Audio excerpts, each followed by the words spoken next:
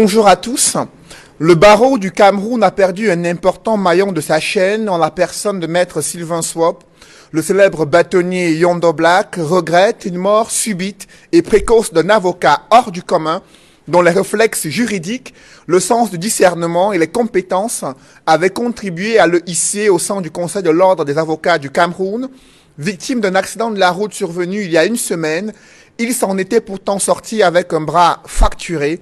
Et selon le porte-parole de Maurice Kamto, une opération dont son bras fracturé aurait été compromise et annulée du fait d'une réaction ou d'un défaut de réaction en relation avec l'anesthésie.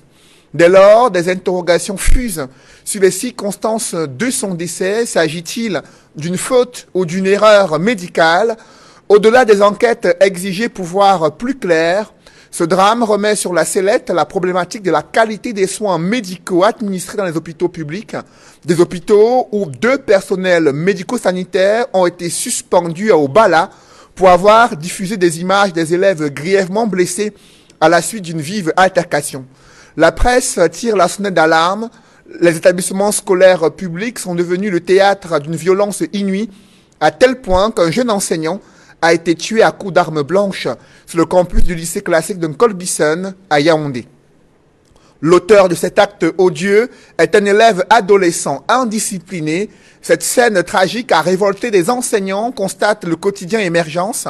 En guise de réaction à cette recrudescence de la délinquance juvénile et la violence en milieu scolaire, le gouvernement annonce l'instauration de la vidéosurveillance dans les lycées pour identifier et dissuader les éventuels fauteurs de troubles. Pour autant, les problèmes de fond ont-ils été résolus dans ces pays où le délitement des valeurs morales et la démission collective de la communauté éducative sont décriés dans le processus de socialisation des nouvelles générations? Pour l'heure, les prolongations du contentieux préélectoral préoccupent d'abord les acteurs politiques, alors que certains avocats et anciens bâtonniers ont soutenu que tout était fini dans les tribunaux administratifs. Plusieurs listes SDF, RDPC et PCRN ont été réhabilitées lors de ces contentieux à la Chambre administrative de la Cour suprême. Quels sont les enjeux de ces batailles judiciaires à quelques jours de l'ouverture de la campagne électorale pour ces élections législatives et municipales? Face aux appels au boycott, le ministre de l'administration territoriale a mené une contre-offensive, précise la nouvelle expression. Paul Atangandi a brandi les muscles du gouvernement dans une déclaration de guerre, selon le Messager. Comment l'ouverture de la campagne électorale, le déroulement du vote prévu le 9 février prochain sont-ils devenus les paramètres d'évaluation de la situation sociopolitique dans les régions anglophones? La position de Washington sur une décentralisation authentique est-elle en faveur du gouvernement ou alors de l'opposition qui appelle à une réelle décentralisation et une mise en place du fédéralisme au Cameroun? Le colloque international sur le Cameroun prévu au Kenya et placé sous les auspices d'anciens chefs d'État africains est-il une illustration de l'enlisement d'une crise anglophone dont les voies de sortie se jouent désormais hors du Cameroun? Mesdames, Messieurs, bienvenue dans cette émission où le choc des idées fait jaillir la lumière des analyses effectuées par des invités de haut vol. Et pour cette nouvelle édition de Droit de réponse, je reçois Maître Emmanuel Pensy. Bonjour. Bonjour Cédric, et puis meilleurs voeux et bonne année à tous vos millions de téléspectateurs. Je m'excuse, je n'étais pas là pendant un certain temps, j'étais en Europe, j'avais un de mes fils qui était malade.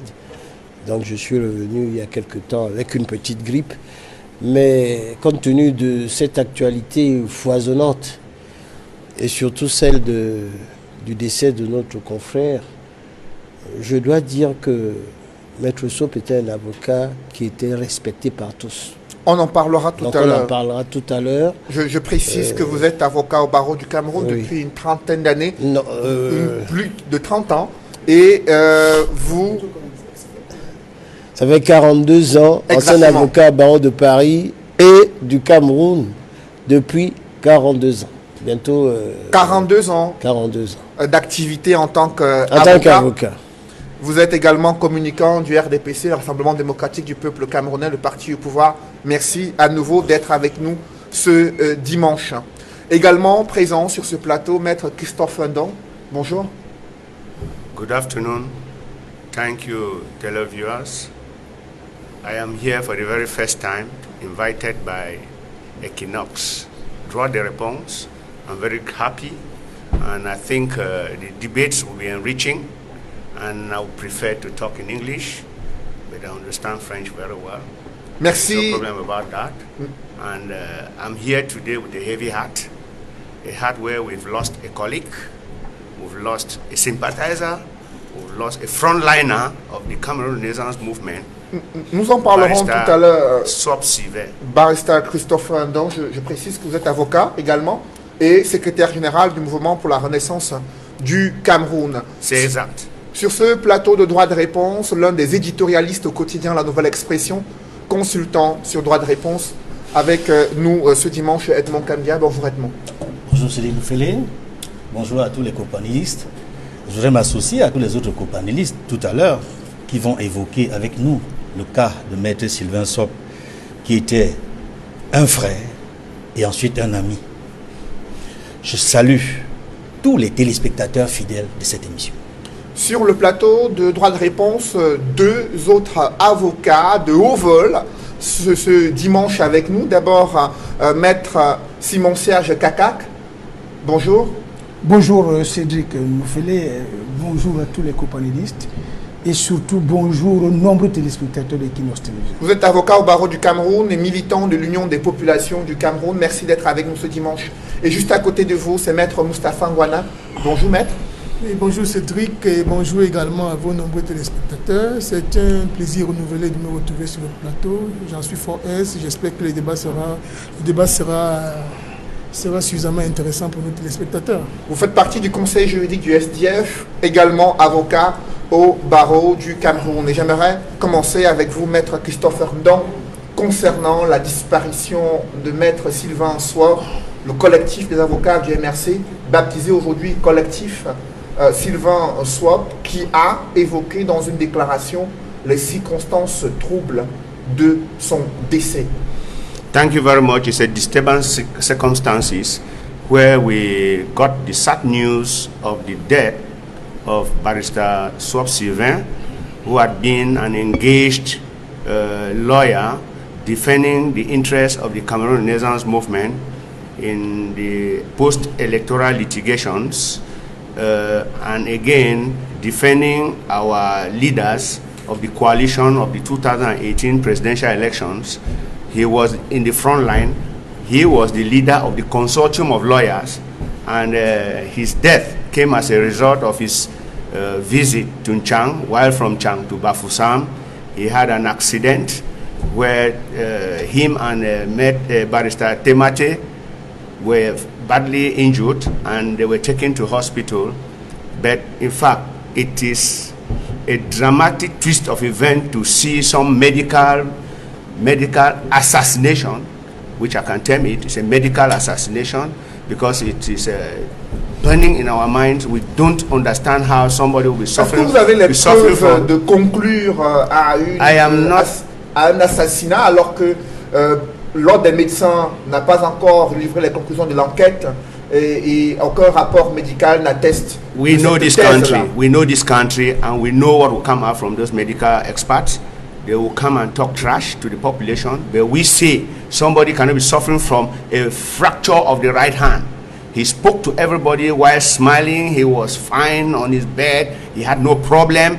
Just of a sudden, they had to orchestrate an operation, which operation led him to an anesthesia, which anesthesia took him to his death. We are saying it is really something to be investigated upon.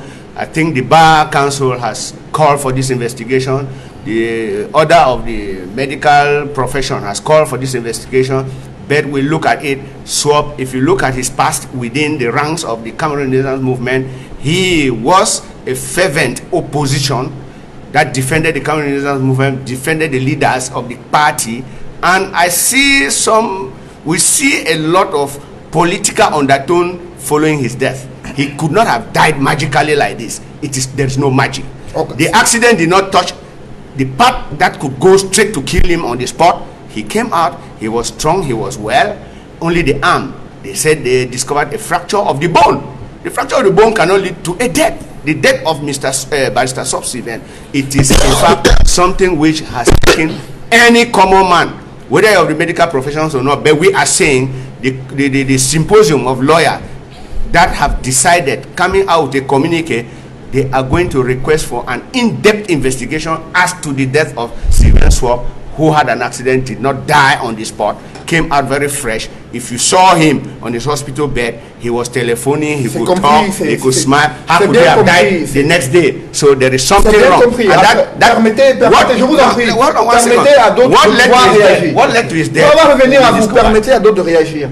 Maître Emmanuel Pensy, sur la disparition de Maître Sylvain Swap, votre réaction, vous qui connaissez ce confrère depuis de nombreuses années. Oui, il faut dire, je crois tout à l'heure qu'Akak nous l'a rappelé, il avait 18 ans au grand tableau, 18 ans. 17 ans.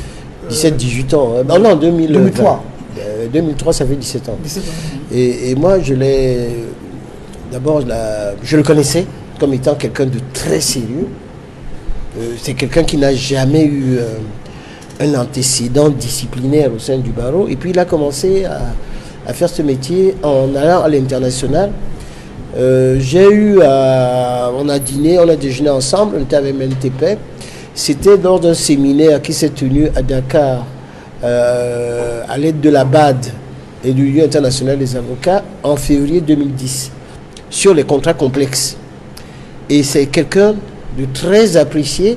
Et il faut savoir que si vous êtes apprécié par vos pairs, vous allez aux élections. C'est comme ça qu'il a été élu membre du Conseil de l'Ordre. Et qu'au dernier Conseil de l'Ordre, qui était très controversé, où il y avait une bagarre, il s'en est sorti par être élu sans être systématiquement d'un camp. Donc c'est quelqu'un qui était neutre, c'est quelqu'un qui était droit. Son décès nous laisse complètement désemparés. Je comprends très bien la réaction de Maître Christophe Ndong, qui parle d'assassinat médical, en mettant entre guillemets le thème d'assassinat médical, qui pose un réel problème.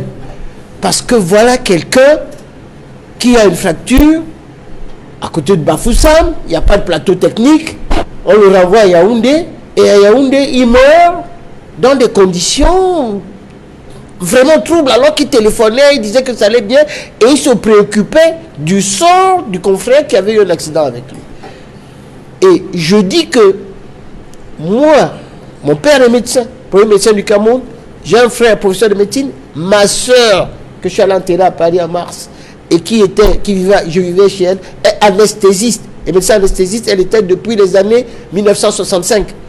Donc, j'ai vécu dans l'anesthésie qui pose un véritable problème lorsque quelqu'un n'arrive pas à se réveiller. Donc, c'est pour ça que moi-même, j'ai crié en disant que c'est l'un des premiers décès qui arrive lorsque vous avez une fracture. Ça n'a pas de sens. Il y a un ministre de la République qui a réagi à la suite de votre post sur Facebook. Il dit qu'il faut arrêter de politiser la disparition de Maître Sylvain Swap. Il indique que le confrère avait une fracture dans un premier temps du fémur qui remontait jusqu'à l'épaule. Il est venu lui-même au bloc sur ses pieds après que tous les examens avaient été effectués. À peine l'anesthésie a été inoculée que son cœur s'est arrêté. Maître Pensy serait-il revenu à l'heure des procès en sorcellerie? Je crois que c'est mon ami Maître Momo qui a parlé. Tout à fait. Il parle trop et il parle un peu trop vite. Vous savez, lorsque des événements dramatiques de ce type arrivent, on réfléchit. Parce qu'après, il a dit que c'était un lapsus. Parce qu'il a parlé du fémur. Que c'était un fémur. D'abord, je ne sais pas s'il est allé à l'hôpital et comment quelqu'un qui est un fémur, tout le monde sait que le fémur, c'est pas au niveau du bras, a pu marcher pour aller jusqu'au bloc opératoire. C'est une légende. Je crois que ce n'est pas parce que... Momo doit savoir que ce n'est pas parce qu'il a fait une coalition avec le RDPC qu'il doit venir dire n'importe quoi. Surtout dans les réseaux sociaux où il a été ridiculisé par la totalité des personnes. Moi, je l'aime bien, mais il faut faire très attention. C'est un confrère qui est mort. C'est un confrère qui était vivant, qui était juste blessé.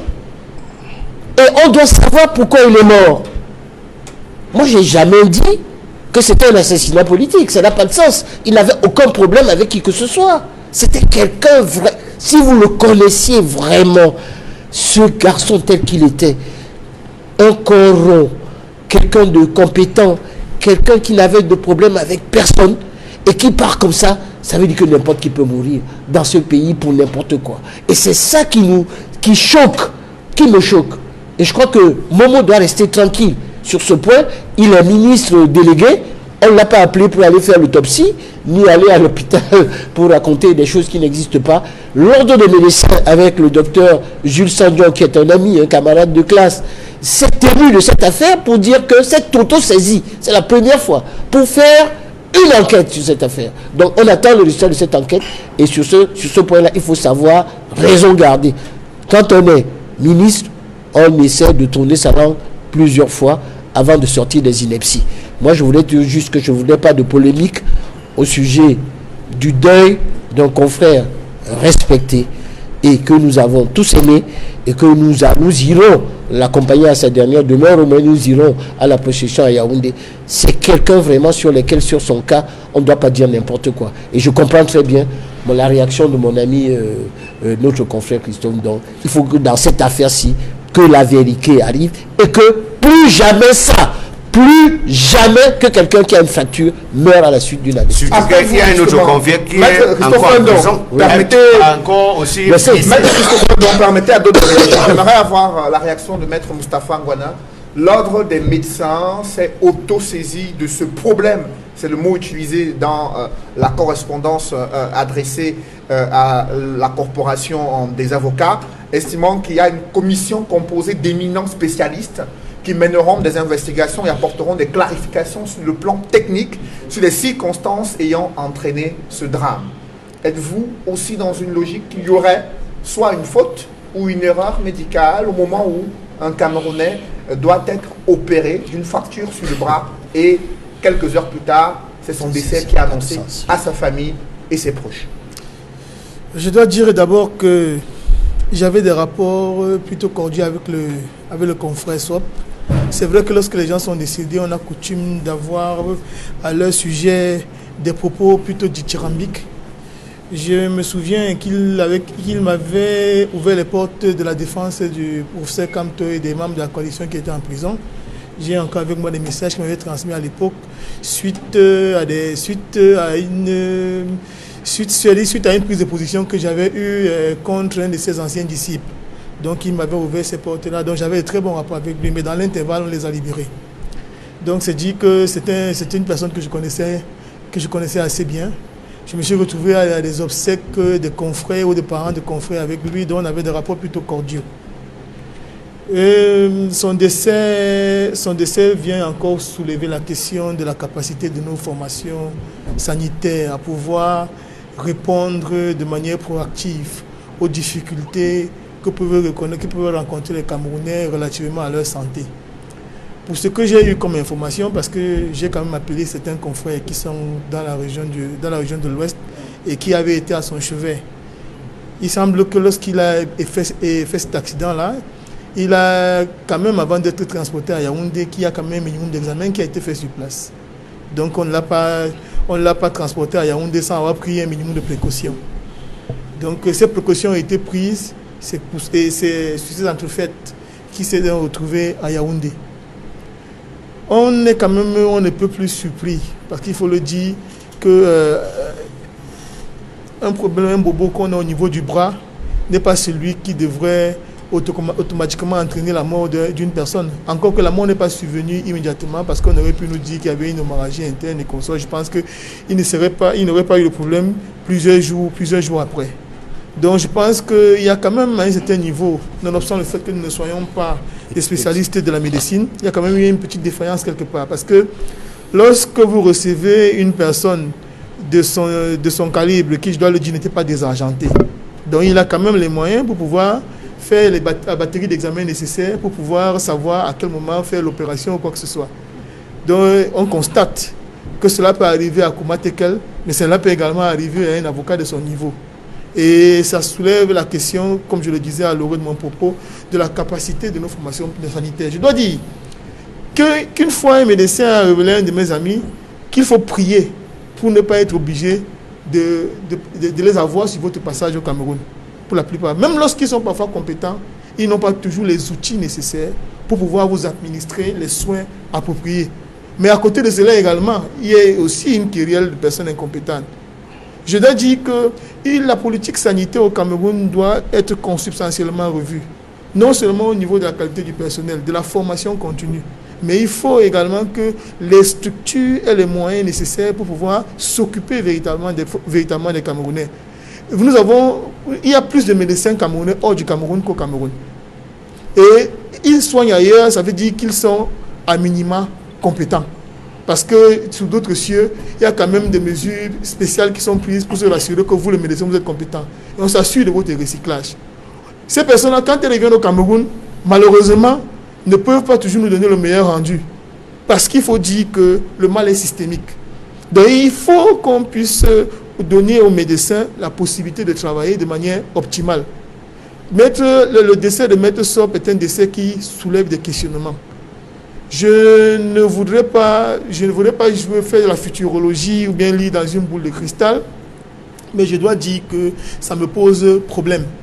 Et il faut le dire, nous qui sommes dans la sphère politique, lorsqu'un décès comme celui-là survient, lorsque vous avez de la famille avec vous et consorts, les gens ont le sentiment de vous dire non, vous êtes en politique, vous voyez, tout le monde se lève la suspicion et consorts et tout.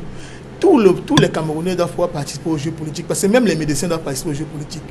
Leur capacité à pouvoir sécuriser la santé du personnel politique concourt également à l'expression de la vie politique de manière pleine et entière. Donc il faut absolument que les choses que l'ordre des médecins fasse le travail qui est le sien. C'est déjà une bonne nouvelle que l'ordre des médecins se soit auto-saisi. C'est une première, mais espérons que les enquêtes ne seront pas biaisées et que le rendu sera fait de manière publique et très rapide. Avant même la conclusion de l'ordre des investigations menées par l'ordre des médecins, un ministre de la République fait savoir que le cœur de Maître Sylvain Swop s'est arrêté à peine on a commencé l'anesthésie au bloc opératoire. Vous savez, et que pour lui, il faudrait arrêter de politiser ce décès de Maître Sylvain Swop. Vous savez, je suis au regret de constater qu'il s'agit quand même d'un ministre qui se livre beaucoup plus au burlesque qu'à autre chose. Je veux bien avoir du respect pour les ministres de la République, mais il faut qu'il y ait de la retenue, qu'il y ait de la mesure dans le propos. Un ministre de la République, ça doit savoir se taire, comme disait Edouard Balladur, ça doit savoir se taire. Donc on ne peut pas intervenir de manière aussi instinctive, de manière sémillante. Il y a de la pétulance dans la manière avec laquelle il intervient et c'est fort regrettable. Il faut laisser que chacun fasse la part des missions qui est sienne. Notre ministre, malheureusement, lui, il est spécialiste en tout et c'est ce qui est fort regrettable. Et bon, je dois dire que... Précisez ministre délégué. Il est ministre délégué, bien sûr. Il faut parler ministre délégué. Bien sûr, nous parlons de la même personne. Votre allié du RDPC, et heureusement que vous avez eu des propos justes en rappelant quand même qu'il est important qu'il se remette un peu sur les rails. Oui. Et il n'est pas bon également que le ministre donne autant un spectacle. Vous êtes sur les réseaux sociaux, vous vous faites tirer dessus par le premier qui dame parce que vous n'avez pas la capacité d'avoir de la distance par rapport aux événements. Parce qu'un ministre, quoi qu'il soit un serviteur, doit avoir la distance par rapport aux événements. Sa prise de parole doit pouvoir susciter le respect, doit pouvoir rasséréner les populations. Mais malheureusement, lorsque le ministre même a des problèmes pour pouvoir détecter ces maladies, pour connaître l'anatomie, on se pose bien des questions. Alors après vous, Maître Simon Serge Kaka, sur les circonstances troubles de la disparition de Maître Sylvain Swop, ce collectif qui a défendu les MRC exige des enquêtes approfondies pour connaître la nature des soins médicaux administrés à Maître Sylvain Swop jusqu'à son décès pour en comprendre la teneur et les circonstances de sa disparition. Quelle est votre réaction? Oui, Cédric, avant de répondre à votre question, permettez-moi de vous faire observer que j'ai reçu l'annonce du décès de Sylvain comme un véritable coup de poignard. Sylvain, c'était un aîné académique que j'ai connu très exactement en 1987. C'était quelqu'un qui avait deux caractéristiques. Il était particulièrement intelligent. Il était très courtois dans les relations. Oui, c'est un monsieur que j'ai connu et je puis vous dire que Sylvain était quelqu'un à qui beaucoup de jeunes étudiants voulaient ressembler. Quelque temps après, il est devenu, je crois, directeur des affaires juridiques de la CCI Bank. Et moi, à l'époque, je commençais, parce que j'ai commencé par le notariat, Et on a eu à collaborer beaucoup dans des dossiers. C'était quelqu'un de très compétent et très intègre. Et à l'époque, il était le chef hiérarchique d'un frère et ami qui est aujourd'hui directeur général adjoint de la CBC. Donc c'est quelqu'un avec qui j'ai toujours eu de très bonnes relations. Moi, je suis devenu avocat avant lui parce que moi, j'ai prêté serment en 1999. Lui, il arrive, je crois, il entre en stage en 2001. Après être parti de la banque, il s'est retrouvé au barreau. Il a prêté son serment au grand tableau en 2003. Et chaque fois qu'on s'est vu, ça a toujours été la grande courtoisie. J'ai appris son décès comme un véritable coup de poignard. Et j'ai de la peine à imaginer qu'à l'heure actuelle, je suis en train de parler de Sylvain Opassi. Cela dit, pour revenir à votre question, j'ai suivi tout à l'heure mon estimé confrère aîné, Emmanuel Pensi, qui a dit sur ce plateau que l'ordre des médecins, par la voix de son président, docteur Jules Sanjon, qui est d'ailleurs le frère aîné d'un avocat, très respecté, Maître Sanjon, a pris sur lui de s'auto-saisir de ce dossier pour diligenter une enquête. Guy Sanjon. Guy Sanjon, oui. Guy Sanjon, oui. Guy Sanjon a donc annoncé l'ouverture de cette enquête qui sera diligentée par l'ordre des médecins. C'est une très bonne chose.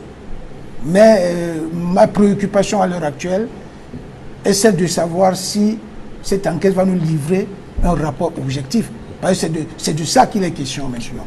Et je pense que pour que les choses aillent dans le bon sens, à la suite de la position qui a été adoptée par le collectif des avocats du MRC dernièrement, j'ai suivi mon confrère Emmanuel Sim sur votre écran. Je pense que c'est quelque chose de très bien. Mais moi, je penserais même que pour que les choses aillent, pour que les choses soient diligentées dans les règles de l'art, il faut même que l'ordre des avocats prenne aussi position de manière claire. Parce que, soit dit en passant, Sylvain était un membre du conseil de l'ordre. Il était à son deuxième mandat. Et j'ai pu vous dire que beaucoup d'avocats sont choqués parce que le confrère Sylvain Sop fait partie des membres du conseil qui étaient souvent élus sans campagne. C'est quelqu'un qui faisait vraiment l'unanimité. Aujourd'hui qu'il est décédé... Là, je le confirme. Aujourd'hui qu'il est décédé dans des circonstances troubles, je ne suis pas médecin, je ne peux pas m'aventurer à prendre position dans ce qui s'est passé. Moi, je fais confiance aux enquêtes qui seront diligentées, mais je profite de cette tribune pour interpeller sur le conseil de l'ordre pour que vraiment le conseil s'associe pour qu'une enquête soit diligentée dans les règles de l'art, pour que tous les avocats, toute l'opinion publique nationale et internationale connaissent la vérité dans cette affaire. Après vous, Edmond Kandia, ces circonstances troubles du décès de Maître Sylvain Sop soulèvent des interrogations et des questionnements sur la qualité des soins médicaux administrés dans les hôpitaux publics, en précisant que la formation sanitaire où il était interné ne s'est pas encore prononcée officiellement sur les circonstances de son décès. Pour autant, les Camerounais s'interrogent sur ces décès enregistrés alors qu'il s'agissait d'une opération visant à régler un problème au niveau d'un bras fracturé et que la victime en décède quelques heures plus tard. Quelle est votre analyse? Avant d'analyser, Cédric Noufélé, je dois dire ma peine est forte, elle est grande. Je suis en deuil. Sylvain Sop était mon frère. Nous avons grandi ensemble, à Nuit des Dos. Nos parents étaient amis. Nous sommes nés la même année. Nous avons partagé beaucoup de choses. Que ce soit à Daïdo ou à l'université à Yaoundé, où il a été président du club UNESCO. J'étais son chargé de communication. C'est quelqu'un qui était leader, un leader né, brillant dans tout ce qu'il faisait. Son parcours scolaire et universitaire n'était pas un parcours ordinaire. Il était extraordinaire, que ce soit au collège Alfred Sacker ou en faculté de droit et sciences économiques de l'université Yaoundé. Tous ceux qui ont été ses camarades de classe pourront témoigner. Et je ne suis pas surpris que tous les avocats présents sur ce plateau soient unanimes sur ses qualités. Sur ses qualités de leader. Parce que c'est quelqu'un qui forçait l'admiration par son travail et sa compétence. J'ai du mal à parler. Je voudrais adresser mes sincères condoléances à sa famille à laquelle je suis très lié. D'abord à son épouse qui est devenue veuve, à ses enfants qui sont désormais orphelins, à tous ses amis et connaissances, à tous nos frères et sœurs, nos amis du quartier Nudédo, à Douala, qui sont en deuil. Je voudrais également dire que le barreau, le Conseil de l'ordre, où il a renouvelé avec brio son mandat, indique à souhait que c'était quelqu'un de qualité. Parce que ce n'est pas facile de renouveler son mandat au Conseil de l'ordre. Ça, je peux le dire et le témoigner devant des avocats chevronnés. Parce que ces élections sont très difficiles, très disputées. D'un bâtonnier à un autre, que vous puissiez passer d'un Conseil de l'ordre, d'un bâtonnier à un autre, il faut avoir des qualités exceptionnelles. Et Maître Sylvain Sop avait ces qualités-là. C'est-à-dire, c'est un frère que je perds, un ami que je perds. On s'échangeait des livres à l'université. On faisait beaucoup de choses ensemble. La dernière fois que je l'ai vu, c'était en décembre. Il me parlait de ses projets.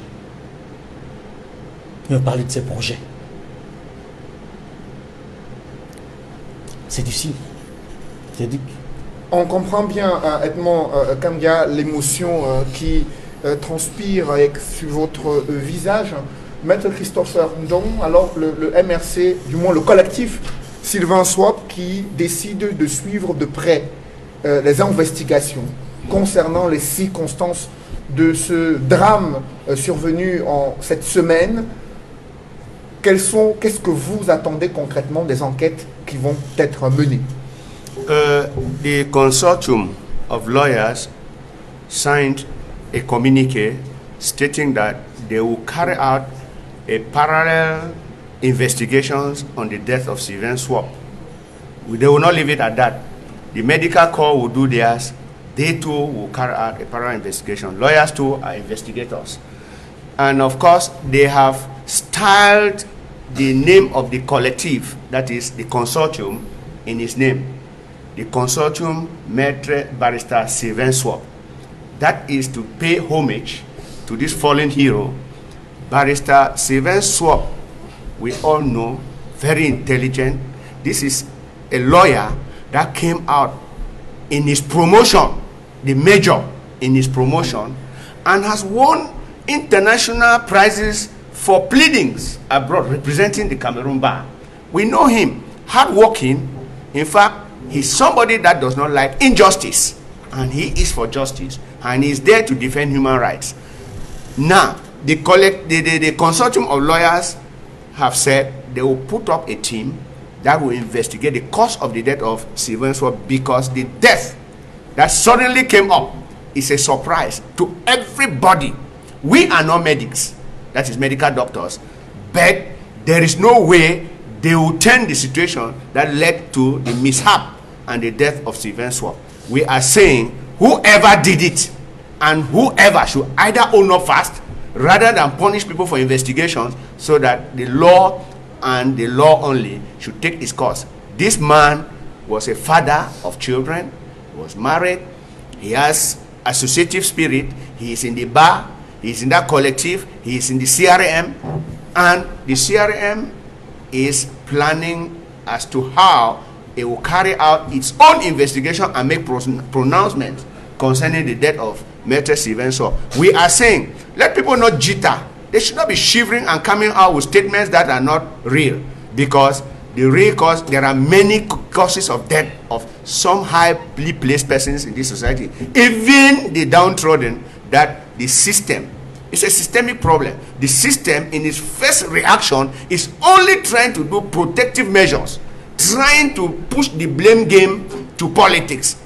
In fact, his death has political undertones, which we see it clearly because he has manifestly shown his attachment to the CRM political leadership, the CRM group of leaders, and of course, Sylvain Swap has manifested his fight for justice to this country before the Constitutional Council. We have all seen it. We are not pointing fingers. We are saying that investigation will go through. There is no way they will hide the killing and death of Sylvain Swap. He could not have just attracted a heart attack. Heart attack on what? What happened that he has a heart attack? What happens that you say somebody's... Now, Mete Temache, who is there, he had a fracture. So we are saying he too will die of heart attack. And many other people who are suffering from fractures of the leg, the hand, will always go die of heart attack. And who, in the first case, ordered for an autopsy to be, who ordered for the anesthesia to be done? For what? And for what reason? We are saying there is a hidden hand underground, and we shall bring to question all of what led to the death of Maitre Sylvain Swop before his burial to public. And we will not want it be hidden like the other cases that we have seen in this republic. C'est bien compris. Au-delà de ce drame qui touche le barreau du Cameroun et l'opinion publique nationale, il y a eu cette scène tragique au lycée classique de Colbison, Maître Emmanuel Pincy, où un jeune enseignant de 26 ans a été tué à la suite de coups d'armes blanches assénés par son propre élève. Et à la suite de ces événements, transporté à l'hôpital, il est décédé en chemin du côté de Yaoundé. Le ministre des enseignements secondaires fait savoir que des vidéosurveillants seront désormais installées dans les lycées afin de prévenir et identifier les fauteurs de troubles. Comment appréciez-vous la gestion de cette violence dans les établissements scolaires publics au Cameroun? Bon, le ministre a pris une décision. Je ne dis pas qu'elle est tardive, mais mieux vaut tard que jamais. Mais ce drame-là me pose un problème, parce que moi j'avais tellement un tel respect des instituteurs. Vous voyez qu'à mon âge, à ma profession, il y a une dizaine d'années, j'ai vu un instituteur, celui qui me donnait des cours quand j'étais à l'école primaire. Je l'ai rencontré en route, il était en train de marcher. Et bien je me suis arrêté. J'ai appelé, ouais, monsieur Sylvain, comment allez-vous? Il me regarde. J'ai dit, mais c'est vrai. J'avais ma grosse bagnole. Lui, il était là, il tapait à pied. Mais j'ai dit, monte dans ma voiture. Il dit, ouais, mon fils, tu sais, avec autant de respect, je lui ai dit, permets que je t'invite. Je lui ai donné un peu d'argent, il était pauvre. Et ça montre quoi? Ça montre que nous ne respectons pas nos enseignants. Si un pays comme la Corée du Sud est devenu parmi les leaders mondiaux, parce que les salaires des enseignants sont les plus importants dans la fonction publique. C'est les plus hauts salaires dont la plupart des personnes cherchent à être enseignants et sont payés en tant que tels. Ici, l'enseignant est payé au lance-pierre, dans des conditions difficiles, de ce jeune homme qui n'était même pas intégré et dans lesquels il devait avoir une surveillance. Quand on rentre au lycée, avec des gens disent un couteau, d'autres disent avec son compas, mais toujours est-il qu'avec une arme. On a encore trouvé l'autre jour des élèves qui avaient un couteau. Il y a une caricature maintenant qui se passe avec un professeur qui a une hache pour essayer de se protéger face à la haine des élèves qui ne respectent rien. Et sans compter, me dit-on que cet enfant-là se livrait tout simplement à prendre du hashish et d'autres drogues, et sans compter d'autres comportements déviants à l'école, ça veut dire que l'école n'est plus surveillée. La première chose, c'est pas tout simplement de mettre une vidéo informatique. La première chose déjà, c'est d'avoir des gens qui sont payés et d'avoir des gens qui sont surveillés, une surveillance à l'entrée. Et surtout, au niveau de l'éducation dès le bas âge.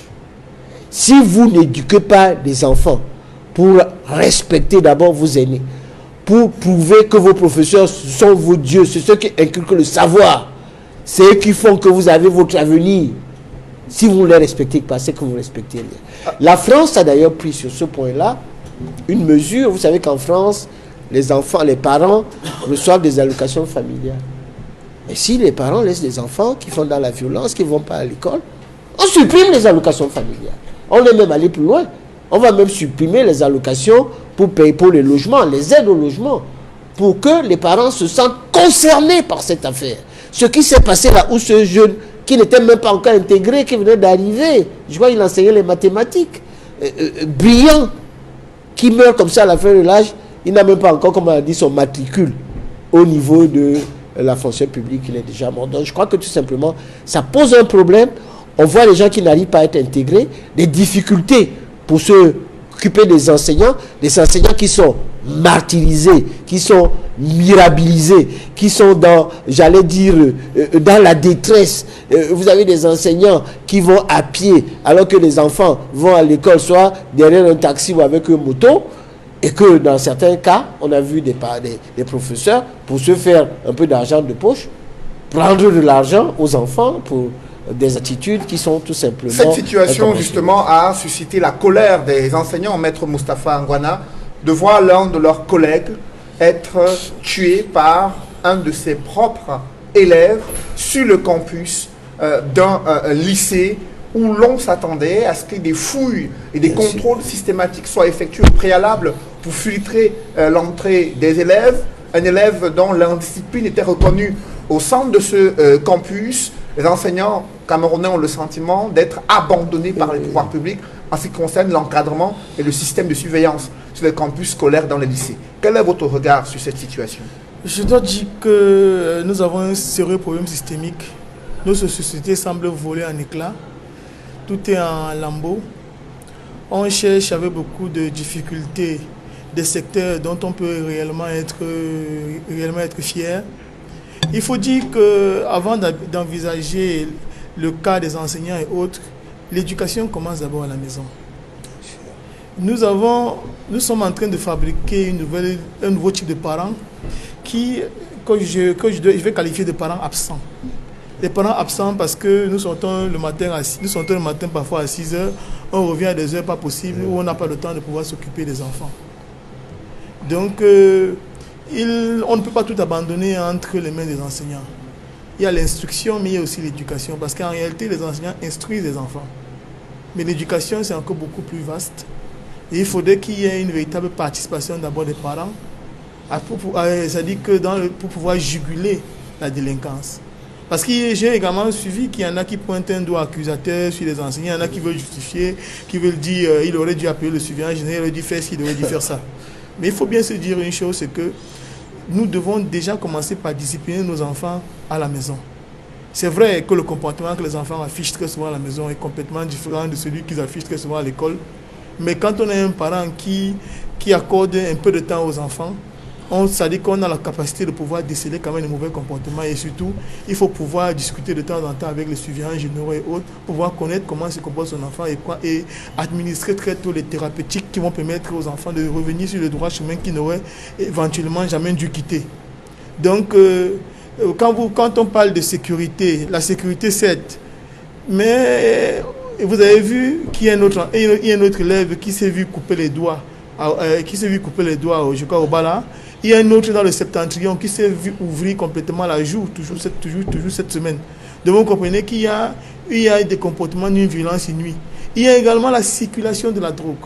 La drogue circule aujourd'hui beaucoup plus que par le passé. Et nous avons inauguré quelque chose qu'on appelle aujourd'hui l'enfant roi. Nous avons grandi ici, je suis sûr, chacun d'entre nous, sur ce plateau, en ayant des parents qui n'hésitaient pas à nous admonester.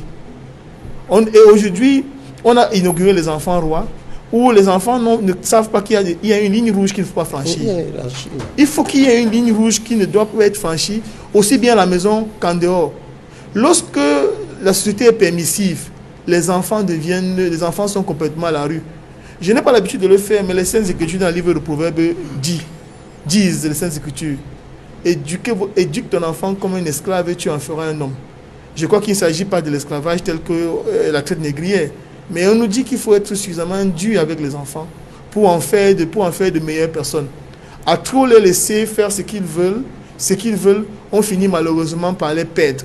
Donc c'est une responsabilité collective, la société, les voisins et autres. Je me souviens que lorsque vous faisiez une bêtise, plutôt, vos voisins même avaient la possibilité de pouvoir vous corriger, mais aujourd'hui c'est quasiment impossible.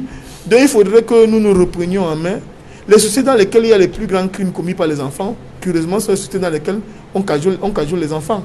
Il faut comprendre que chez nous encore, nous avons encore ces modèles de pères fouettards là qui, en réalité, ne doivent pas disparaître. Il n'est pas bon que dans la famille, le père, la mère soient complètement permissifs. Donc il est important que nous puissions reprendre chacun les responsabilités qui sont les nôtres en nous impliquant dans l'éducation de nos enfants. c'est bon de gagner de l'argent, mais il faut également penser aux enfants parce qu'en réalité, la véritable réussite plus tard se mesurera également au pédigré de nos enfants. Cette situation de violence et d'insécurité dans les lycées, avec vous, maître Simon Serge Kakap, comment expliquer la recrudescence de ces fléaux sociaux sur les campus des lycées au Cameroun et dans les grandes villes du Cameroun?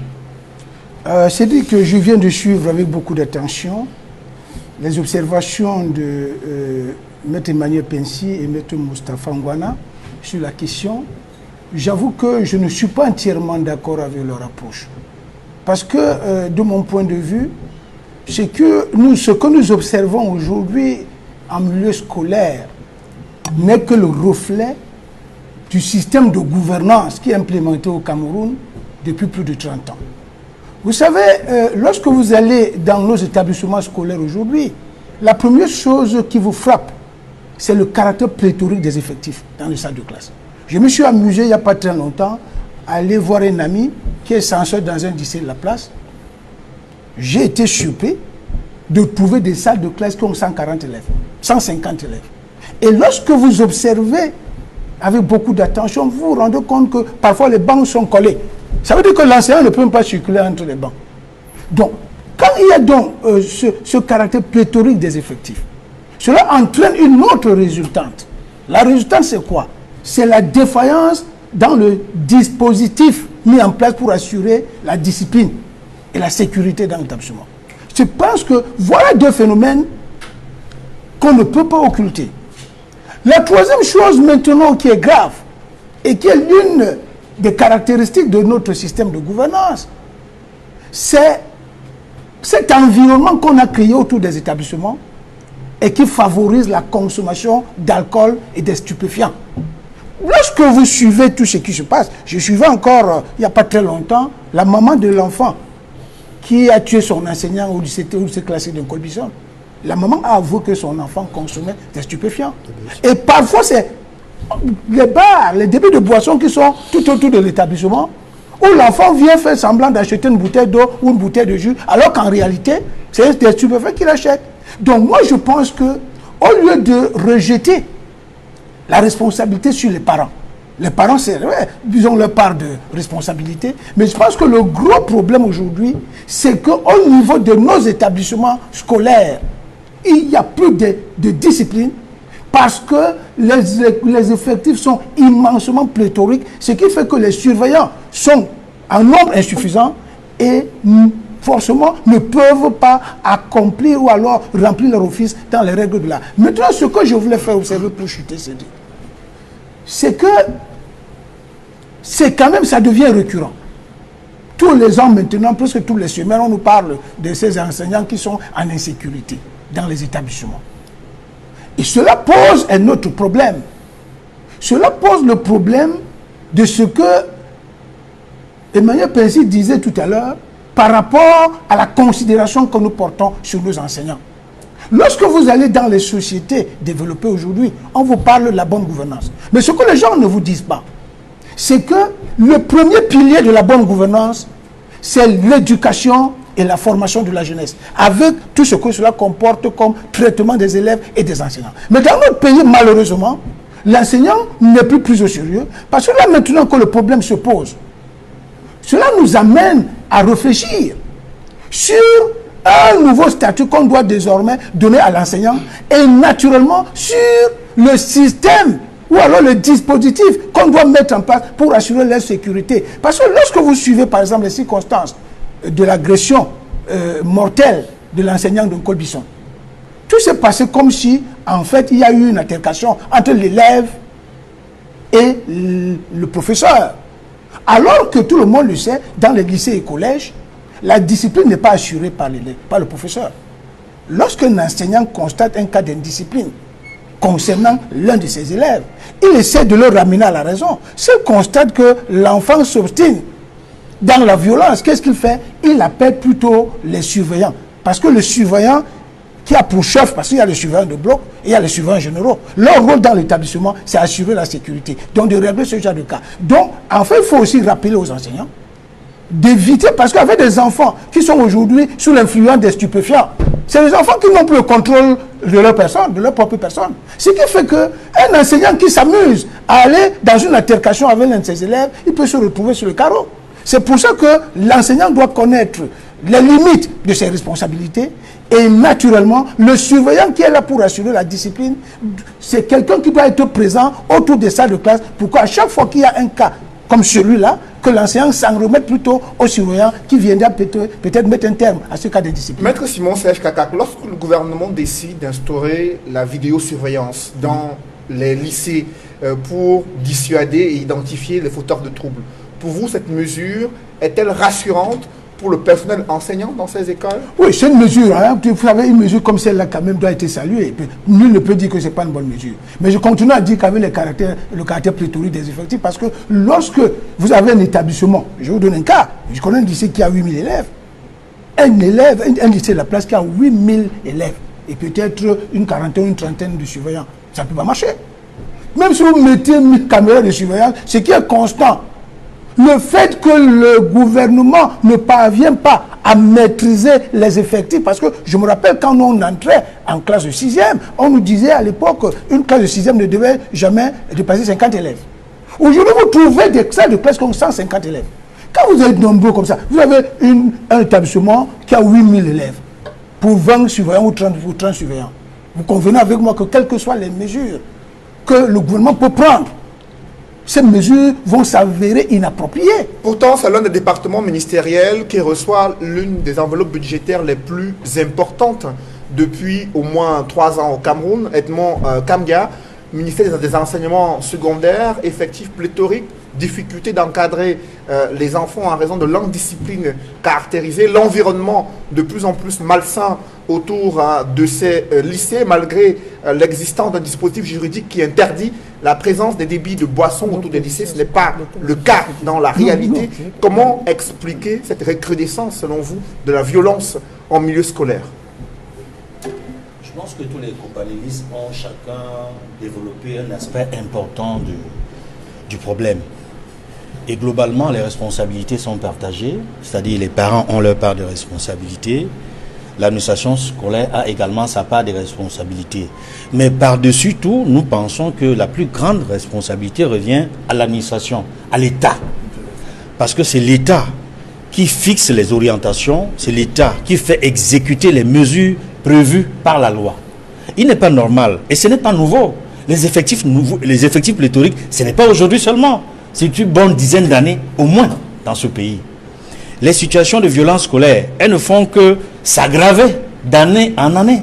Qu'a-t-on fait pour diminuer, pour infléchir, pour faire en sorte qu'il y ait moins de violence dans les milieux scolaires?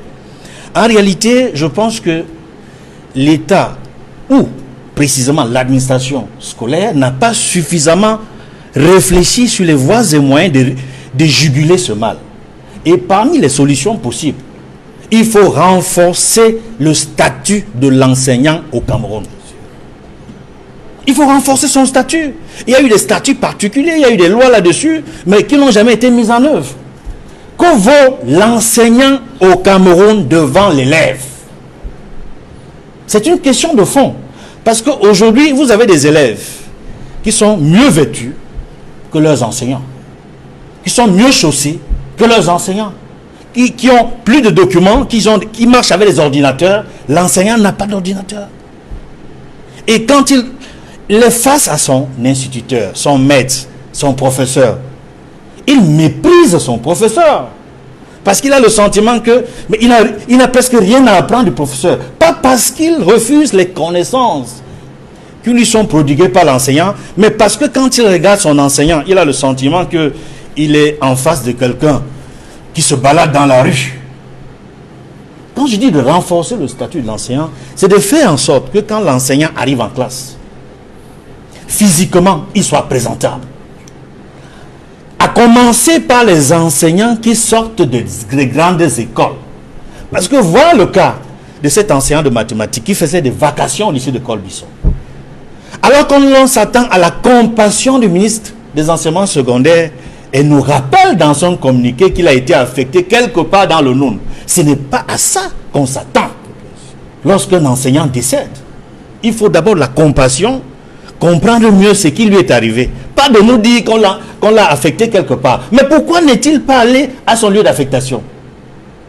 Comme tous les autres enseignants sortis des grandes écoles qui sont affectés ailleurs. Ils vont rarement au lieu d'affectation parce qu'ils n'ont pas de moyens. Il y a la technique qu'on appelle ces salaires qui viendront beaucoup plus tard, en rappel. Mais pourquoi toujours des rappels pour les enseignants, jamais des rappels pour ceux qui sortent de l'ENAM, jamais des rappels pour ceux qui sortent de l'EMIA et dans certaines grandes écoles du pays? Pourquoi 2 poids 2 mesures? Parce qu'une nation, c'est 2 choses d'abord. Il y a des métiers de sacerdoce, il y a des métiers de vocation. Une nation, c'est principalement les 2 métiers que sont l'enseignant et le médecin, la médecine et l'enseignement.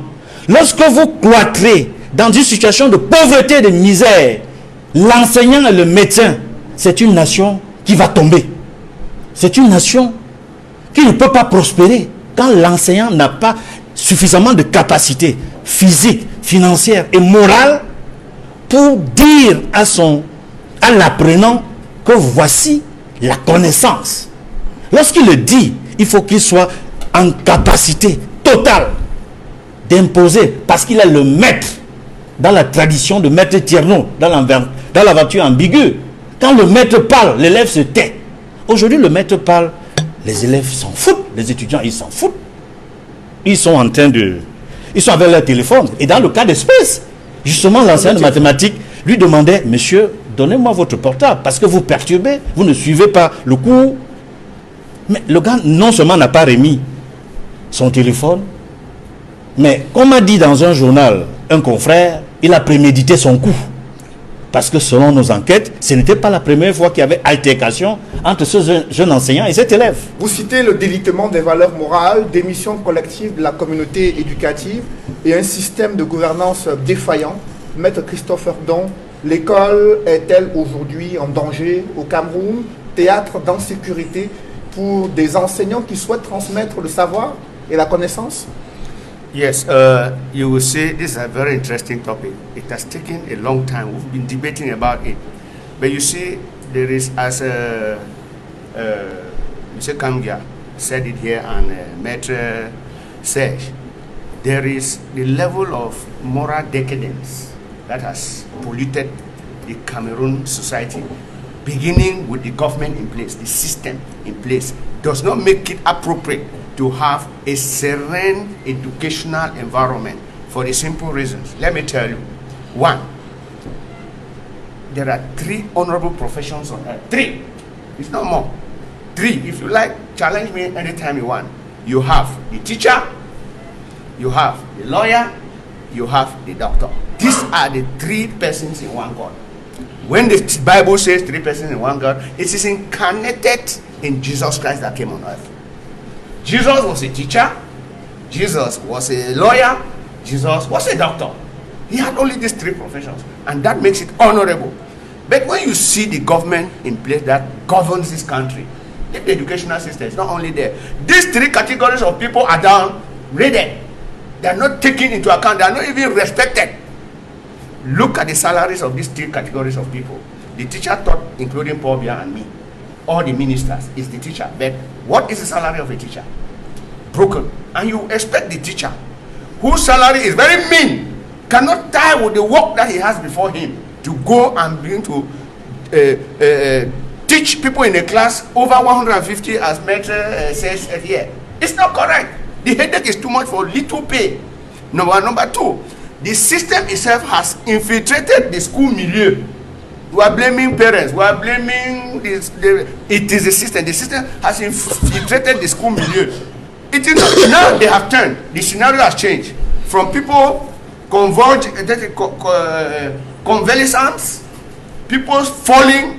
You have sex. You find children involved in certain kinds. All those things are seen in the school milieu, brought by these people, some wicked parents, wicked administrators, come to a school and begin to divide certain things that put into the children devilish attitudes, which when those children are acting without their knowledge, they have some devilish spirit that has been put into them. There are establishments where these devilish people in the system go and confuse the students, the children. They begin to act the way they're acting. We think that they are the children. They are not morally brought up. They are not well trained. No, they have some bad spirits in them. Moral education, they have driven it in the centers of all these schools. Because what? If you bring in moral education, that is, in the past, you used to see when children come to school in the morning, there is roll call. You come to a roll. It is on that roll call in the morning where the discipline of the day, the master for that day will tell you discipline for the day. Nobody goes out from this time to this time. Classes start from this time to this time. But you see today, as Mr. Kamga said, children have materials, telephones, computers more than the teacher. They have information more than the teacher. The teacher has not got the tool. But then we are saying this violence too is perpetrated by poverty. And you see, when the administrator of the school decides to recruit these children, there is no proper procedure for recruitment. You see a child that has been dismissed in the school, they don't care. What they want, the principals and others want their money. Immediately they collect their bribe, you have been admitted. You have been admitted. And you see these public schools, they admit all of this rubbish, jumped together, they start one. There are people who are not interested in school. It is not education that is their evolution. They want to either be farmers, but you don't care to select those who are really the people ready for school. There is no test. Even when they make the test, the parents come and corrupt the teachers. They bring in all sorts of rubbish into the school milieu.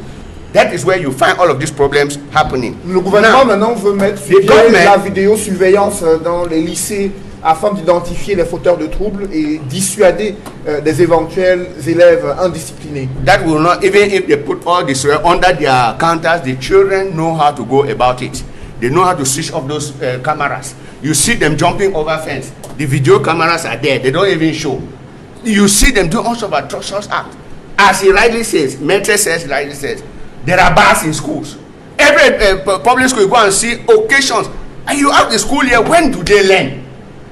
Next week, occasion. The other week, occasion. And there is music, there is beer, there is cigarette, everything. You find teachers hunting the students with the students fighting with the teachers. You will not know the cause of this death. And some of them pay to pass.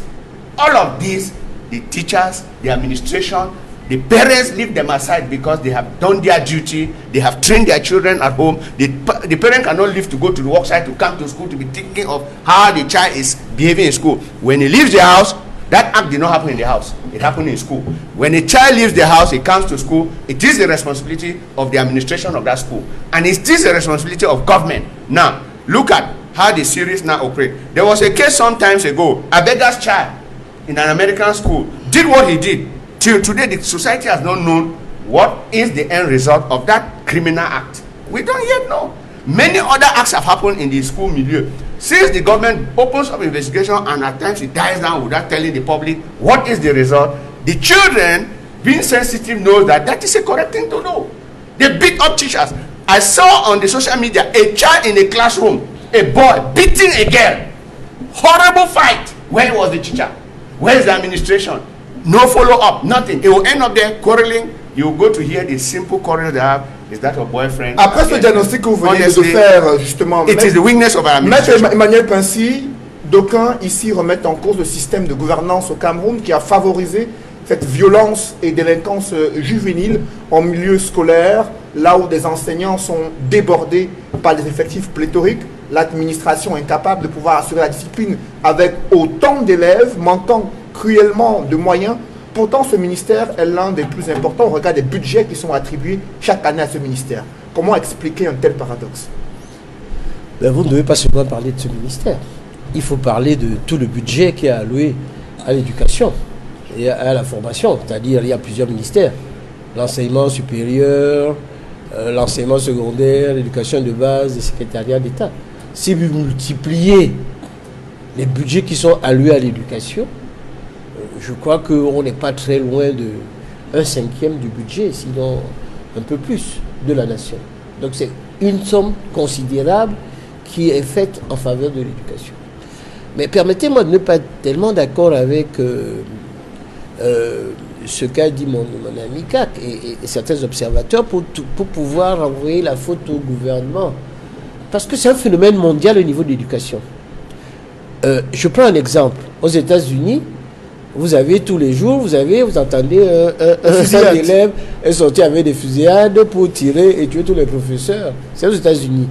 Vous regardez en Suède, vous avez un élève qui est parti, les enfants étaient tout simplement en train de sortir. Il a tué toute une série d'élèves, ça se passe partout. Vous allez en France, tous les jours, ils sont combien dans la classe? Si en France ils sont 30, on vire le proviseur. Il faut qu'ils soient 25. Mais tous les jours, il y a des violences. En France, d'une manière incommensurable. Ça ne change pas. Vous avez donc des professeurs qu'on envoie, par exemple dans le 93, tout le monde sait c'est la Seine-Saint-Denis ou bien dans d'autres quartiers, qui sont des quartiers chauds, où les élèves ne permettent même plus à la police d'arriver, alors qu'ils sont 30 en classe. Donc ça veut dire tout simplement quoi? C'est un phénomène global et mondial qui vient tout simplement de ce phénomène où il y a une déperdition au niveau de l'éducation à travers le monde. C'est un phénomène mondial qu'il faut regretter. Ce n'est pas un phénomène spécifiquement camerounais. Et je crois que le gouvernement fait tellement d'efforts qu'il a même favorisé l'émergence des écoles privées parce que vous ne pouvez pas prendre la moitié du budget d'un État pour s'occuper tout simplement de l'école. Et c'est pour ça qu'on a favorisé des écoles, pas seulement au Cameroun, dans tous les pays, dans le monde entier, les écoles ont un financement privé, ils ont même un financement en accord avec les entreprises pour que la formation ait une adéquation avec ce que attendent les employeurs. Mais est-ce que les valeurs morales sont encore inculquées, dispensées dans l'enseignement secondaire? Il faut enseigner l'éducation civique. Moi, nous appelons l'éducation civique. Vous posez des questions aux enfants. Moi, j'ai discuté avec des jeunes qui ont 25-30 ans. Vous posez des problèmes pour demander au niveau de 60 qui est Bida. Ils ne savent pas. Vous posez des questions pour savoir ce qui s'est passé. En 58. Les enfants ne savent pas. Pour eux, tout le monde parle mais on ne sait pas de quoi il s'agit. C'est-à-dire même au niveau de la culture, même au niveau de, ça peut être de l'historique du Cameroun pour savoir quels sont nos anciens. Je crois d'ailleurs que c'est la nouvelle expression qui a, pendant quelques jours, avec un certain nombre de journaux, qui a sorti des écrits sur Ernest Ouandié, sur ce qu'il disait en 1960, parce que il y a eu ce jugement, je pense que c'était en janvier 1971, à Bafoussam, qui était quelqu'un de remarquable. Parce que je dois d'ailleurs dire que son fils, Philippe Ouandié, c'était un ami du lycée Leclerc, puisque Ernest Ouandié avait épousé la sœur de l'ancien directeur de la Sonara, Edding. Donc il était marié avec, donc c'était sa sœur qu'il avait épousée. Et je crois que Philippe, c'est un garçon remarquable, que je connaissais depuis très longtemps. Et nous, au lycée, on n'a jamais parlé de son père. Donc ça veut dire quoi? Les gens, à l'heure actuelle, les enfants, ne savent pas qui est qui. Il faudrait qu'au niveau de l'éducation nationale, déjà, qu'on puisse rétablir la vérité sur l'historique. Qu'on dise dans nos livres d'histoire que ceux qui cherchaient l'indépendance, c'est UEB qui allait chercher l'indépendance, qui allait en parler aux Nations Unies. Quel sera l'intérêt d'une telle démarche? Quel sera l'intérêt d'une telle démarche? C'est-à-dire il faut que l'histoire soit vraie. C'est-à-dire, le problème c'est quoi? C'est réhabiliter l'histoire par rapport à nous-mêmes. Parce qu'on est en train de faire des fausses histoires par rapport à ce qui est en train de se passer. Nous avons des enfants qui sont déséquilibrés parce qu'on leur raconte n'importe quoi. Vous ne pouvez pas dire que, par exemple, à l'époque, on disait Aïdjo, le savant politique, tout commence par lui, alors que c'était faux. Et on sait comment il est arrivé. On sait que ce peuple avait refusé de devenir Premier ministre et de venir au pouvoir parce qu'il était assez calculateur. Et on sait que sur ce point-là, quand la France, avec les Ojoula, ont manœuvré pour mettre Aïdjo, et comment Bida est parti parce qu'il était assez féroce et suffisamment dur, etc. Et que le gouverneur Roland Pré est venu ici juste pour faire échec. Bida n'est même pas resté un mois et il est parti. Non, il a eu un rôle très fort. Non, plutôt Jean Ramadier. Oui, Ramadier, excuse-moi, c'est Ramadier. Pas Roland Pré. Ramadier, je me suis trompé. C'est Ramadier qui est venu, qui est resté moins d'un mois.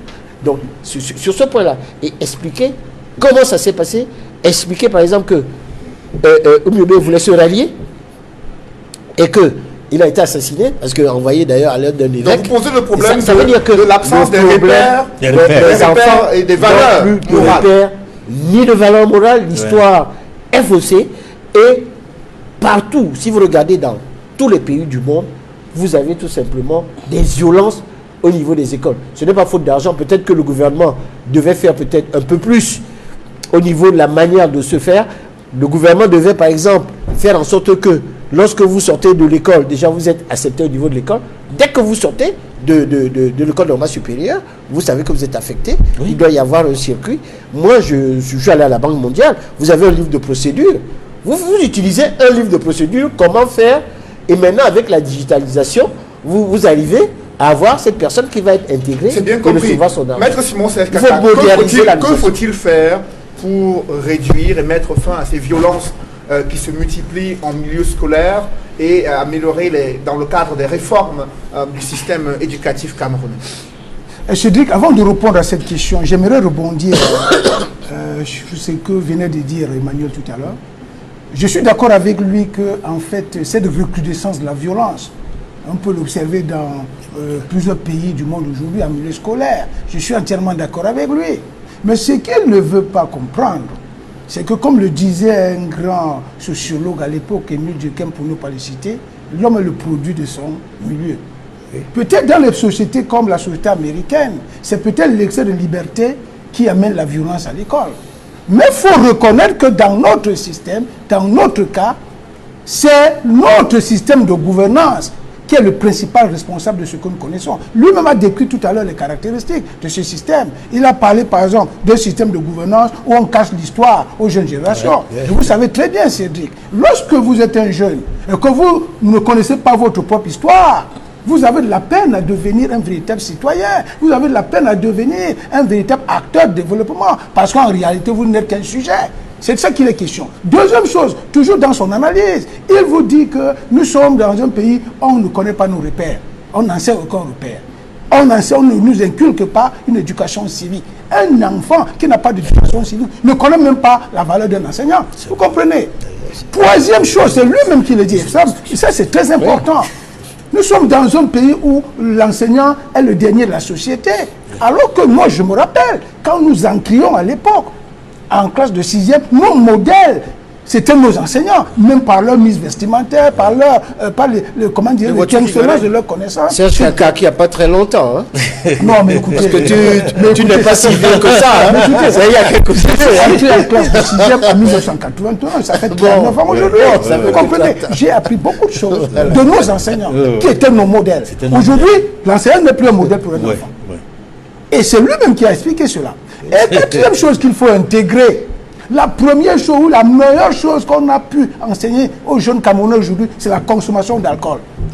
Il y a 3 jours, j'ai chassé 2 jeunes enfants à côté de ma maison, des enfants de moins de 15 ans, qui buvaient la Grande Guinness. En tenue de col. Ils sont rentrés de l'école, ils ont commencé à boire la Grande Guinness. J'ai même blâmé la tenancière du début de boisson pour dire que c'est vous qui cautionnez l'abrutissement des masses populaires dans notre pays. Parce qu'en réalité, c'est de ça qu'il est question. Maintenant, cela me permet donc d'entrer dans la gamme des propositions.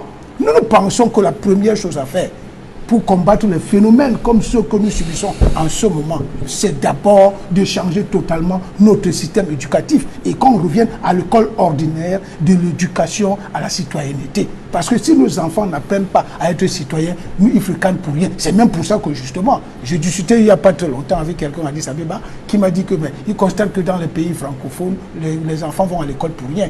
Parce qu'en réalité, c'est une école qui abrutit plutôt les enfants. Alors que plutôt dans les sociétés anglo-saxonnes, c'est l'école utilitaire. Ça veut dire que l'enfant, au sortir de l'école, il est capable de s'auto-employer. Les outils qu'on lui donne à l'école lui permettent, j'allais dire, de s'auto-affirmer. Mais ceux qui sont formés dans notre système, c'est pratiquement les abrutis. Pas parce qu'ils ne sont pas intelligents, parce que le système qui les a formés ne les moule pas de manière citoyenne. Et quand ils sortent de l'école, on a le sentiment et même la conviction qu'ils auront fréquenté des années durant pour rien. C'est ce que je voulais dire, Cédric. Poursuivons le fil Ariane de cette émission pour évoquer ce contentieux préélectoral qui joue les prolongations de la Chambre administrative de la Cour suprême Pourtant, certains avocats et même anciens bâtonniers ont soutenu que tout était fini dans les tribunaux administratifs. Maître Moustapha Ngwana, comment on s'est retrouvé avec un contentieux préélectoral à la Chambre administrative de la Cour suprême, alors que certains de vos confrères avaient déclaré sur les antennes de la radio publique et dans de nombreux médias que tout était fini dans les tribunaux administratifs? Ça me fait sourire. Parce qu'il n'y a pas que des avocats qui avaient cette position-là. Même des enseignants titulaires des facultés de droit avaient également cette position. Encore qui me souvient que la présidente du tribunal administratif de la région du littoral disait clairement à qui voulait l'entendre que ces décisions étaient des décisions inattaquables, c'était des décisions sans recours. Donc voyez-vous, il faut dire que la lecture de la loi n'est pas la même chez tout le monde. Donc nous avons souri quand nous avons eu vendre toutes ces positions-là et nous avons même eu de la peine à exercer nos recours. Parce qu'il me souvient que dans le cas par exemple de Douala Premier, j'ai dû écrire, de même que ma consoeur Adeline, pour susciter la notification de la décision en question qui était une de celles qui nous faisait le plus grief. Il se passe que les tribunaux administratifs sur l'ensemble du territoire national n'avaient pas l'expérience du contentieux des élections. Oui. Il faut savoir qu'en 2013, la Cour suprême, la Chambre administrative, en porte-à-faux avec la loi, il faut le dire, c'était arroger l'intégralité du contentieux administratif, alors que les tribunaux administratifs existaient déjà. Ce qui fait que les tribunaux administratifs n'ont donc pas eu la possibilité de pouvoir s'exercer et pouvoir comprendre qu'il était possible d'engager éventuellement des recours. C'est pourquoi vous avez vu, toutes les décisions qui ont été rendues en premier et dernier ressort. Ce qui fait que beaucoup de nos confrères, beaucoup d'avocats et consorts sont fourvoyés sur la voie de recours exercée. Beaucoup sont allés donc exercer la voie du pouvoir parce que les juges avaient déclaré que les décisions étaient rendues en premier et dernier ressort. Mais c'était une mauvaise lecture de la loi et même une mauvaise connaissance même de la jurisprudence camerounaise. Parce qu'il me souvient qu'en 1985, la Chambre administrative, dans une affaire qui concernait l'État du Cameroun contre un pharmacien, Sigoko Fossi Abraham, avait décidé que la qualification d'une décision de justice ne dépendait pas de la juridiction qu'il a rendue, mais de la loi et des éléments intrinsèques propres à la dite décision. Et conclut en disant que lorsque vous êtes saisi d'une voie de recours, la juridiction dont il s'agit doit apprécier la décision en fonction de sa véritable nature, sans être lié par la qualification qui a été faite par les premiers juges. En fait, en matière électorale, le tribunal administratif est comme un tribunal de première instance. Parce qu'il faut savoir une chose, c'est que de manière générale, toutes les décisions qu'elle rend sont rendues en premier et dernier ressort. Il n'y a que les élections qui dérogent à cette régionale et municipale qui dérogent à cette règle-là. Donc il y a la Constitution déjà qui avait prévu la voie de recours. Les gens n'avaient pas lu la Constitution. L'article 40 de la Constitution a prévu la voie de recours. Il y a l'article 2 de la loi 2006/022 qui crée les tribunaux administratifs, de même que l'article 114 de la même loi qui prévoit la voie de l'appel. Il y a également l'article 38 de la loi 2006/016 sur le fonctionnement de la Cour suprême qui prévoit la voie de recours. Donc il y avait cette difficulté-là déjà à savoir on pouvait engager une voie de recours. Malheureusement, les tribunaux administratifs camerounais n'avaient pas d'expérience en la matière. C'est pourquoi tous les tribunaux, sans exception, en tout cas les régions francophones, se sont fourvoyés. Les tribunaux, ils ont rendu des décisions qui étaient en premier et dernier ressort.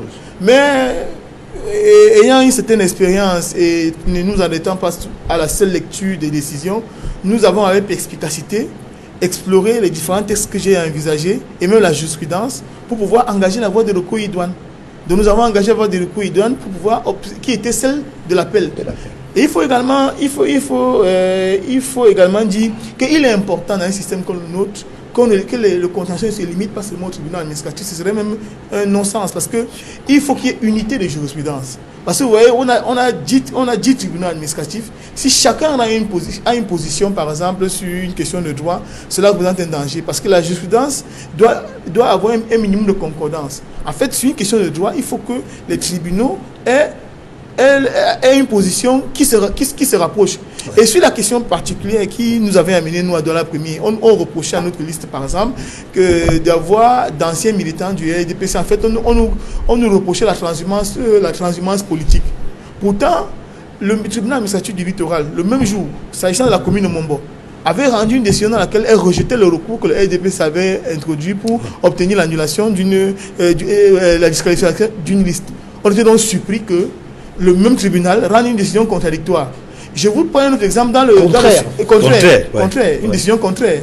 Elle est contradictoire en tout cas. Oui, mais contradictoire, oui, mais- c'est contraire. Oui, contradictoire, mais Contraire contraire. surtout. Voilà, si vous voulez. Alors, dans le sud, par exemple, dans la commune de Ngoulmakon, le même problème s'est posé. Le tribunal administratif de la région du Sud a plutôt opté pour le changement des candidats sur les listes, ce qui n'était pas normal au regard de la loi. Parce que vous avez la loi 90/56 qui organise sur les partis politiques, dont l'article 3 vous donne la possibilité aux gens d'adhérer et de partir les partis politiques sans formalité particulière. Parce Et qu'il faut comment le la dire, Chambre administrative justement a-t-elle réagi concernant le cas de Douala Premier et qui, de notre point de vue, est conforme à la loi. Donc, il faut le dire, le contentieux était de très haut vol, mais nous avons quand même pu braver la difficulté et la liste va concourir. Maître Emmanuel Passé, sur cet enjeu des batailles judiciaires à quelques jours de l'ouverture de la campagne électorale, d'aucuns estimaient que tout était fini dès les tribunaux administratifs. Même Cameroun Tribune a évoqué que tous les recours avaient été rejetés par la Chambre administrative de la Cour suprême. Et le lendemain, le SDF annonce que ces listes ont été réhabilitées, du moins celle de Douala Premier et celle de Batibou. Comment expliquer ces mécanismes judiciaires peu connus du grand public et même de certains de vos confrères? Mon ami, confrère et adversaire politique Stéphane Gouana vient de vous expliquer avec beaucoup de talent et de brio quels étaient les textes qui étaient applicables. Nous avons eu ce débat. Avant que je n'aille en France, d'ailleurs, il était question d'engager une procédure contre le SDF. Je dois vous dire, quand au lieu, à un certain niveau, on a discuté que il ne fallait pas faire ce recours. Bon, évidemment, d'autres personnes ont fait ce recours, je n'étais plus là. Et ce recours, à mon avis, me semblait être abusif. Parce qu'en fin de compte, on ne pouvait pas qu'une personne soit attachée à un parti politique et qu'on exigeât sa démission au préalable avant d'aller dans l'autre. Encore qu'ils avaient les lettres d'émission. Alors que oui. Il y avait les démissions. Même cette lettre-là, ce n'était pas, à mon avis... C'est pas des formalités substantielles. Ce n'était pas des formalités qui étaient substantielles. Et on en a discuté. Et je ne voulais pas citer chez qui on était, mais on était chez des très hauts responsables. Je devais prendre mon avion, je crois, le soir même. J'étais de très hautes autorités. Où on a admis, effectivement, que ça ne valait pas la peine. Parce qu'il y avait... Et c'est ça le problème. Ce qu'il faudrait dans toutes les décisions, il faut qu'il y ait une jurisprudence. Ouais. Et la jurisprudence ne se fait pas tout simplement par les 10 tribunaux administratifs. Il faudrait une instance supérieure qui puisse trancher pour rendre des décisions uniformes, pour que les gens sachent à quoi s'en tenir dans le futur. Et à mon avis, c'était une bonne chose. Le problème qu'il y a, c'est qu'au Cameroun, il y a des gens qui savent toujours tout et qui savent trop. Vous ne prenez pas la peine de lire un texte. Vous donnez simplement un avis. À partir du moment où on dit qu'il a telle fonction, l'avis devient péremptoire, vous envoyez ça à Cameroun Tribune qui publie. Et après, c'est le ridicule qui tombe parce que sur ce point-là, et les textes ont été signés, le Cameroun Tribune a eu l'honnêteté de reprendre les textes qu'on ne lui avait pas fournis. Parce que vous savez, cette histoire-là, il y a tellement de spécialistes au Cameroun, il y a des moments où je suis très surpris. Tu entends tel et tel spécialiste des problèmes de droit. Mais quand il commence à déblatérer, il ne dit que des bêtises. Donc, non, il faut savoir raison garder. Dans le cadre des affaires de ce type-là, la première chose, c'est de faire une analyse des textes et d'être honnête. Et je pense que c'est une bonne chose pour la démocratie que le SDF soit présent à Douala Premier au niveau des élections. Simon Serge-Kakak, concernant ces batailles judiciaires, l'UPC depuis de nombreux jours se plaint d'avoir été écarté dans certaines circonscriptions électorales. Oui, en fait, ce que je peux vous dire de manière sincère, s'il vous plaît, je vous ai suivi. Lorsque je parle de l'UPC, j'ai un gros pincement au cœur. Vous savez, c'est quelque chose qui en moi est une affaire de conviction. Parce que je suis de ceux qui pensent que c'est l'union des populations du Cameroun qui viendra sauver ce pays. Ça, c'est une parenthèse. Maintenant, ce que je vais dire pour répondre à votre question, Cédric, c'est que, en fait, dans la gestion de ce contentieux électoral, l'UPC a commis quelques erreurs de procédure. Ça, j'ai l'honnêteté de le reconnaître. Bon, on ne va pas indexer des gens, mais c'est une vérité. Et j'ai fait un post dans ce sens pour dire que, vous savez, nous avons l'habitude de reprocher des choses à nos magistrats, mais ayons aussi l'honnêteté intellectuelle quand les magistrats font bien leur travail. Parce que ce qui s'est passé à la Chambre administrative de la Cour suprême, ça je le dis la main sur le cœur et sur la voix de mon serment et sous le contrôle de mes estimés confrères qui sont présents sur ce plateau, que la Chambre administrative a fait un bon travail. Et je pense que ce travail va permettre à la justice administrative de s'améliorer désormais en ce qui concerne le contentieux électoral. Comme l'a si bien relevé tout à l'heure mon estimé confrère Ngwana, bon, à qui j'adresse déjà mes félicitations parce que son recours a prospéré, mais il faut reconnaître que même lui-même a balbutié parce que ce qu'il ne dit pas ici, c'est que lui-même a exercé deux voies de recours. Il a exercé l'appel et le pouvoir. Ça veut dire qu'il n'était pas sûr de la voie de recours. Je n'ai pas fait le pouvoir. Il a payé. Pas moi. En tout cas, je n'ai pas fait le pouvoir. Mais vous avez fait le pouvoir. Bon, moi, je n'ai pas fait le pouvoir. Peut-être le SDF. Bon, tout comme fait, beaucoup de plaideurs ont exercé les deux voies de recours. Parce qu'ils ne savaient pas. Pour édifier les téléspectateurs, je pense qu'il faut faire la clarification Tout à fait. entre les différentes procédures. Voilà. Tout à fait. Alors, il faut que les gens comprennent. Dans la gestion du contentieux électoral des municipales au Cameroun, il y a 4 textes qui se bousculent. Le premier texte, c'est l'article 40 de la loi numéro 96/06 du 18 janvier 1996 portant révision de la Constitution de 1972. Il y a un deuxième texte, c'est l'article 38 de la loi numéro 2006/016 du 27 décembre 2006 portant organisation et fonctionnement de la Cour suprême. Il y a un troisième texte qui s'applique ici. C'est, je crois, les dispositions de l'article 114 aux articles 116 de la loi numéro 2006/022 du 29 décembre 2006 portant organisation et fonctionnement des tribunaux administratifs. Et le quatrième texte auquel nous devons faire recours, c'est le code électoral. Il s'est avéré que, ça il faut qu'on ait l'honnêteté intellectuelle de le dire à l'opinion publique nationale et internationale, que pour le contentieux des municipales, les deux textes qui ont prospéré, en fait, auxquels les plaideurs et les acteurs politiques devaient faire recours, c'est les dispositions de l'article 40 de la Constitution et l'article 38 de la loi de 2006 sur l'organisation et le fonctionnement de la Cour suprême. Parce que ces deux textes disent clairement que la voie de recours qu'on doit exercer contre les décisions des tribunaux administratifs statuant en matière de contentieux des municipales et des régionales, c'est l'appel. Maintenant, il y a eu un embrouillamini qui a été créé par certains d'autres plaideurs qui sont plutôt allés faire recours aux dispositions de la loi sur les tribunaux administratifs. Article 116. Article 116 qui dit que les décisions rendues par les tribunaux administratifs en premier dernier ressort sont susceptibles de pouvoir en cassation. Alors qu'en réalité, pour nous les professionnels du droit, c'est une disposition d'ordre général.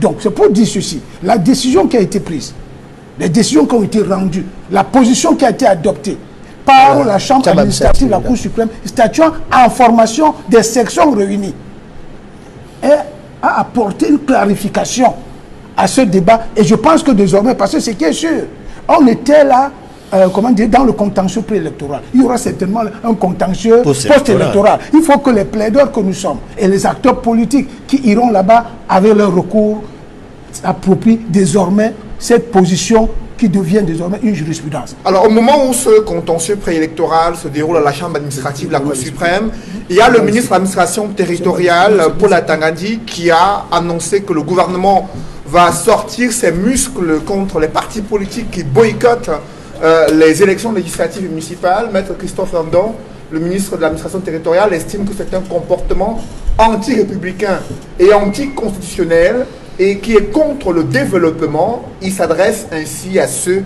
qui organisent le boycott des élections législatives municipales. Quelle est votre réaction? Merci. D'abord, le ministre de l'administration territoriale n'est pas un juriste. Et ce qu'il déclare là, vraiment, les juristes sont sur la table, c'est hors sujet. Et que le boycott, c'est un droit. Et le MS est clair. Nous sommes clairs sur ça. Donc, nous préférons rester nous tranquilles, puisqu'on a déclaré. Cette déclaration est nationale et internationale. D'ici peu, le 1er février, le président national va continuer à faire cette déclaration. On attend le muscle. Peut-être le muscle là, c'est pour Mais les il dit autres. que vous êtes des anti-républicains. Alors que le Cameroun va vers les élections, vous décidez de boycotter. Donc vous êtes contre le développement du Cameroun. Parce qu'à travers les municipales législatives, il y aura un renouvellement, selon lui, de la classe politique, de la classe dirigeante, à la fois des institutions municipales et institutions parlementaires. Le MSC a connaissance de tout ce que vous venez d'expliquer. Nous disons, nous ne participerons pas aux élections municipales législatives pour des raisons très claires. Nous sommes endeuillés dans le nord-ouest et le sud-ouest. Nos compatriotes sont tués. Et pour cela, nous disons, dites au gouvernement de M. Paul Biya, à Tangandji et consorts, d'arrêter les tueries, d'arrêter la guerre au nord-ouest, sud-ouest, pour qu'il y ait la sérénité dans ces deux régions, pour qu'on puisse aller aux élections. Première décision. Deuxièmement, nous disons encore, les institutions électorales, même les lois électoraux, ne sont pas la bonne. Et que si on part à cette élection va produire les mêmes faits qui va donner les mêmes résultats. Et que nous disons qu'on ne part pas à cette élection. Nous connaissons comment on va faire réagir pour que les Camerounais ne partent pas voter le 9 février. C'est eux qui ont les problèmes. Nous qui déclarons, nous n'avons pas de problème parce que nous avons la conviction totale que nos militants, sympathisants, Camerounais, nationaux et internationaux nous écoutent. On a suivi les gouverneurs de ces régions, nord-ouest, sud-ouest, qui estiment que la situation s'améliore. Ça ne peut pas être autre chose. Ça ne peut pas être autre chose. Il pourrait y avoir élection avec le renforcement du dispositif sécuritaire qui a été observé. Puisque ces mêmes gouverneurs sont contestés en matière électorale. Avec son équipe, avec toute l'administration territoriale sont contestés. Je vous dis, nous disons, on ne parle pas puisque il y a la guerre. Jusqu'à maintenant que je parle, hier j'étais à Boya, il y a des tueries au nord-ouest et au sud-ouest. Ça n'a pas arrêté. Les brûles des maisons, des champs et consorts. Donc il y a la guerre qui continue. Nous ne voyons pas comment. Pour ceux qui partent aux élections, nous préférons maintenant rester en deuil. D'ailleurs, Maître Swap vient d'ajouter ce nombre de personnes qui sont mortes pendant cette période. On ne comprend pas comment ils vont faire les élections avec la guerre qui se passe tous les jours dans le nord-ouest sud-ouest. Est-ce que dans certaines localités, plupart de ces localités dans le nord-ouest sud-ouest, est-ce qu'il y a les Cam là-bas? Je ne sais pas. Ben, c'est un truc très logique et très simple à comprendre. Et les Camerounais ont compris. Pour dire que quand, après les élections, on va faire un gouvernement pour exclure le MLC a connaissance de ça, mais nous savons comment ça va aboutir, cette élection, et nous savons que les élections, si le MLC a décidé, soit pour le bon ou pour le pire, ne participeront pas aux élections législatives municipales. Pourquoi ça sert le pantalon de MLC aux autres? C'est ce qu'on demande. Et donc, il faut digérer et comprendre que le MLC n'a pas mis les candidatures. Nous ne sommes pas intéressés au contentieux, nous ne sommes pas intéressés aux élections. Et maintenant, la déclaration, il est clair et net et nous ne participerons pas. D'abord, on dit pour les autres partis politiques, ce n'est pas tant. Il faut que chacun se raisonne très bien et à la dernière minute, tu peux aussi retirer, nous joindre et comme ça, en bloc, on va faire ce qu'on appelle des années passées. Une coalition. Coalition ne veut dire pas que tu dois fermer ton parti politique pour être... Voilà une méthode de la coalition de l'opposition. Pas l'opposition d'opposition. Ce n'est pas ça. Nous luttons contre le système. Et vous disiez que ce système n'est pas bien et vous allez aux élections. Ce n'est pas bien. Laissez que on soit en bloc et avec ces blocs, on désiste et on va maintenant fragiliser la participation, le taux de participation. Votre position est bien comprise. Edmond Kamgia, le gouvernement qui a mené une contre-offensive, la nouvelle expression, en a d'ailleurs fait un de ses titres Durant cette semaine, la déclaration du ministre Paul Atangandi a été perçue comme une déclaration de guerre, selon le journal Le Messager, réunissant les gouverneurs en conférence semestrielle pour assurer l'opinion sur les dispositions spéciales prises pour ces régions du nord-ouest et sud-ouest et menaçant avec les muscles du gouvernement ceux qui vont s'engager sur le chemin du boycott. Comment expliquer cette attitude du gouvernement face à certains partis de l'opposition qui boycottent ces élections? C'est certainement avec beaucoup d'étonnement que nous avons écouté cette sortie du gouvernement à travers le ministre de l'administration territoriale, au sorti de sa rencontre avec les gouverneurs des régions. Étonnement parce qu'on a le sentiment que le gouvernement se fait menaçant en faisant un peu d'amalgame. Parce que dans ses propos, en réalité, il mélange ceux qui prennent le boycott et ceux qui prennent l'empêchement à voter. C'est deux choses essentiellement différentes. Ceux qui prennent le boycott, il faut le dire, le boycott est un mode d'expression politique en démocratie. Dans le jeu du pouvoir, dans le jeu politique, le boycott c'est un mode d'expression politique. Tandis que l'empêchement à voter, c'est autre chose. Et il me semble que dans le cas d'espèce, c'est le MRC prend le boycott et ceux qui prennent l'empêchement à voter, ce sont plutôt des séparatistes. Ce sont les leaders séparatistes et sécessionnistes qui demandent de ne pas sortir ce jour-là, faute de quoi ils seront considérés comme des ennemis. C'est un amalgame qu'il faut lever, parce que le gouvernement a mélangé les deux. C'est deux choses totalement différentes. Ça, c'est d'un. Maintenant, sur les propos du ministre de l'administration territoriale, il a dit que le boycott empêche le développement et contre le développement. Il a dit également que c'était anticonstitutionnel et que c'était anti-républicain. Allons-y pas à pas. Le ministre de l'administration territoriale a en partie raison lorsqu'il dit que le boycott empêche ou est contre le développement. Parce que prenons le cas tout simplement un exemple de ce que lorsqu'il y a élection, cela signifie que les électeurs sont appelés à participer au vote pour pouvoir renouveler soit la classe politique, soit faire en sorte que l'équipe, par exemple, qui dirigeait une mairie et qui n'a pas eu un bon résultat puisse partir et qu'une autre équipe qui peut améliorer les choses puisse prendre les choses en main et pouvoir diriger cette commune-là. En cela, sur le plan théorique, c'est possible que ce que dit le ministre puisse tenir la route. Mais là, à une seule condition, qui est accountability. C'est-à-dire que qu'on ait la preuve que l'équipe sortante n'est pas véritablement rendu compte par rapport à ce qu'elle avait proposé faire pour sa communauté et que les électeurs sont rendus compte que maintenant que vous n'avez pas pu nous rendre compte de manière efficace sur ce que nous aviez promis, alors on va voter contre vous. Mais il faut nuancer. On ne peut pas dire de manière systématique que le boycott est contre le développement. Pour la simple raison que on ne va pas aux élections juste pour l'élection. On ne vote pas pour voter, pour parler terre à terre. Parce qu'il faut le dire, le suffrage est un droit. C'est un droit fondamental. Et la Constitution, d'ailleurs, y a attaché à travers le peuple camerounais dans son préambule, n'est-ce pas, que le peuple camerounais a fait son attachement aux libertés fondamentales inscrites dans la Déclaration universelle des droits de l'homme, la Charte des Nations unies, la Charte africaine des droits de l'homme et des peuples et toutes les conventions relatives dûment ratifiées. On sait que le Cameroun a signé beaucoup de conventions, des chartes, y compris le pacte international relatif aux droits civils et politiques. Et il se trouve que le suffrage, le droit au vote, est un droit civil et politique. Mais maintenant, en relation avec le développement, on ne peut pas, de manière efficace, parvenir au développement lorsque les règles de jeu sont faussées. Lorsque le processus électoral n'est pas transparent, ne peut pas permettre d'avoir des élections crédibles.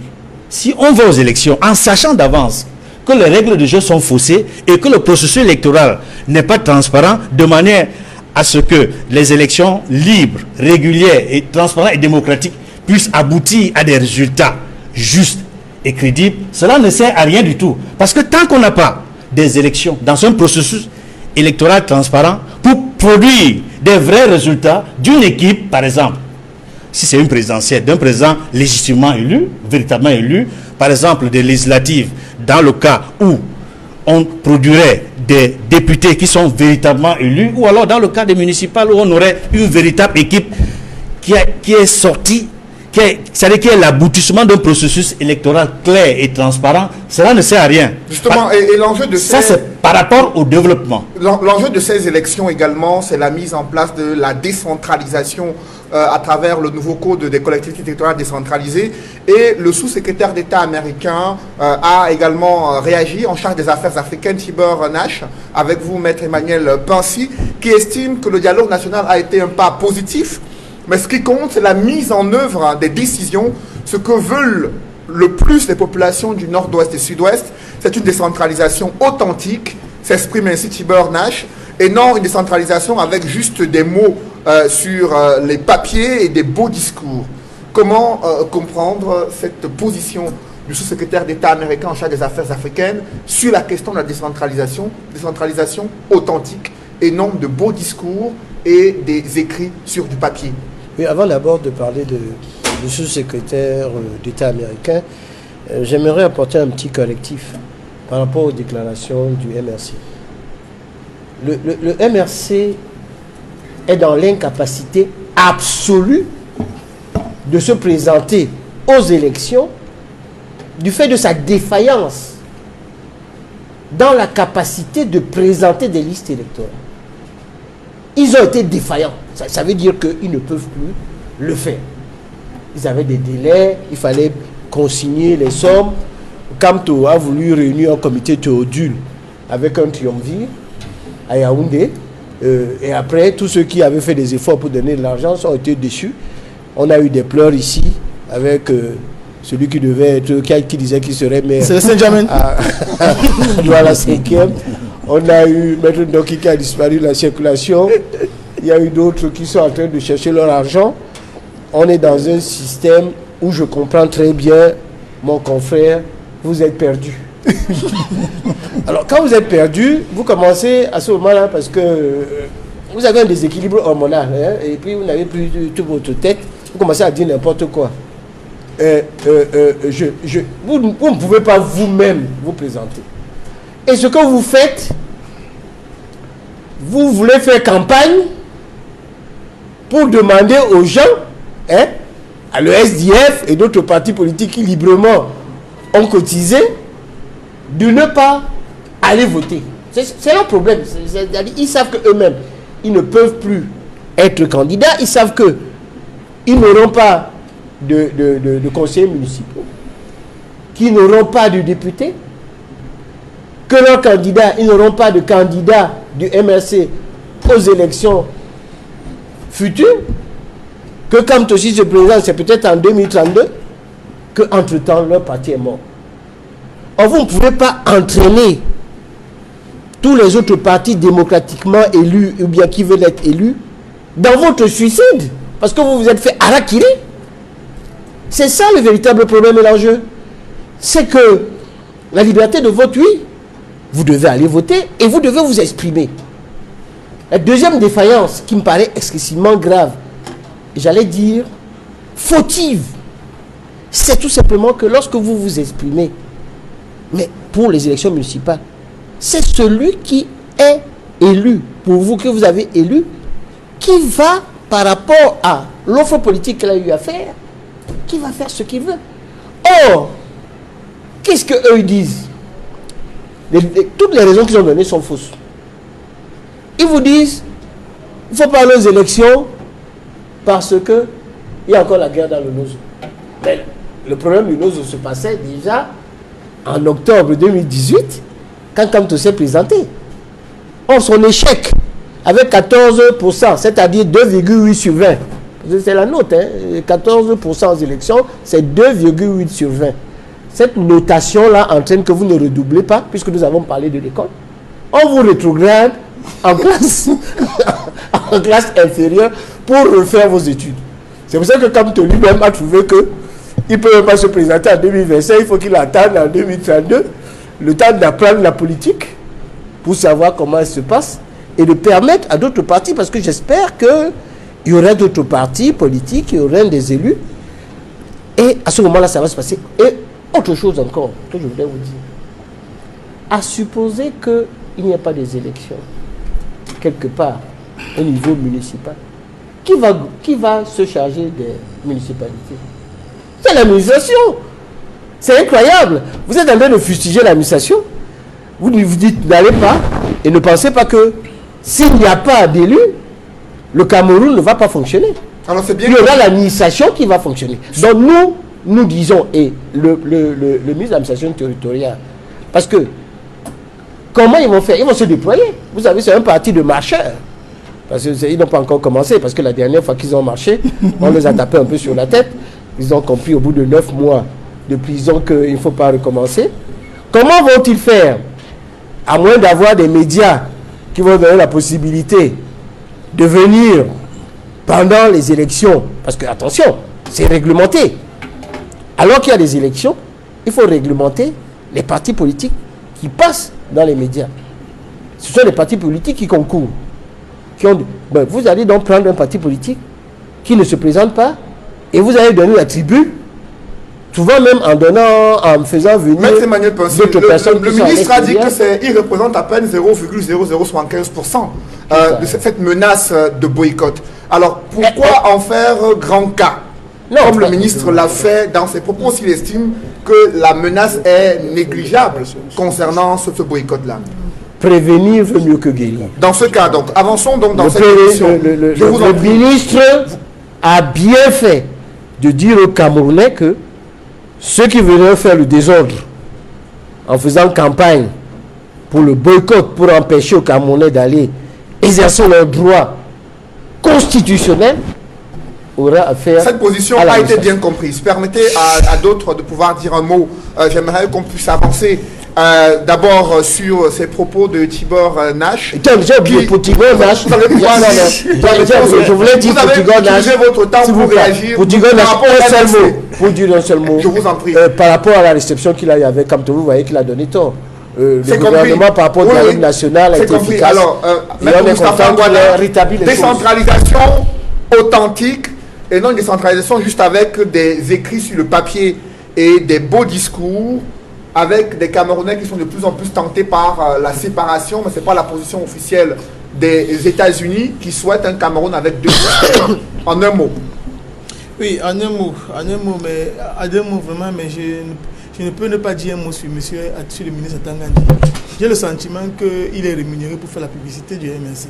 Parce qu'en réalité, le MSC décide pas de boycotter une élection, mais tous les jours, il remet le MSC au devant de la scène. Donc pour moi, ça nous pose quand même un sérieux problème. Les gens ont le droit de ne pas aller à une élection. Donc il ne faut pas qu'on en fasse toute une histoire. Il veut pas aller à l'élection, vous n'allez pas les contraindre à s'y retrouver. Donc on peut penser qu'ils jouent carrément le jeu du MSC, ce qui est quand même un peu plus surprenant.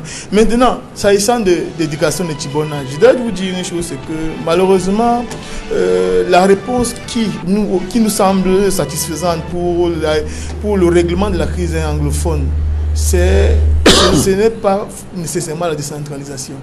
Nous, SIF, nous sommes pour qu'il y ait un véritable fédéralisme. Et c'est notre position depuis une trentaine d'années.